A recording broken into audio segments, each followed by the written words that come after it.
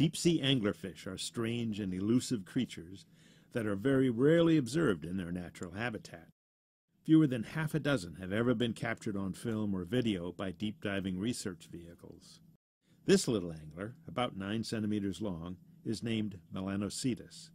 It is also known as the black sea devil, and it lives in the deep, dark waters of the Monterey Canyon. We believe that this is the first video footage ever made of this species, alive and at depth. Anglers have a remarkable apparatus on their heads, a fishing pole with a luminous lure at the tip, which they use to attract their prey.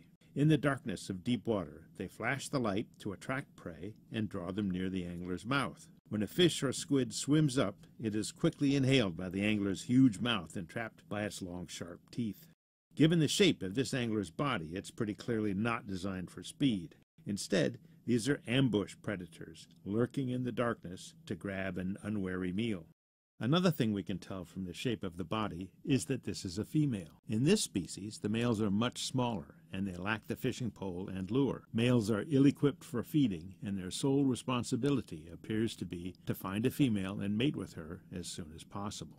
When we came upon this specimen at a depth of about 600 meters, we noted that she has a broken tooth. You can see it on the left side of her lower jaw. We have no idea whether it will be replaced by another after it falls off. So far as we know, there is no tooth fairy in the deep ocean. You can see that the eyes of this angler are quite small. In their dark habitat, anglerfish rely more on feeling the movements of other animals in the water around them than on vision. The tiny pale dots you see along the sides of the fish and on its head are organs very sensitive to the slightest movements, and they function very effectively in the dark. The deep sea is filled with surprises and wonderful creatures. Humans have only just begun to explore this vast realm, and we can only imagine what discoveries are yet to be made.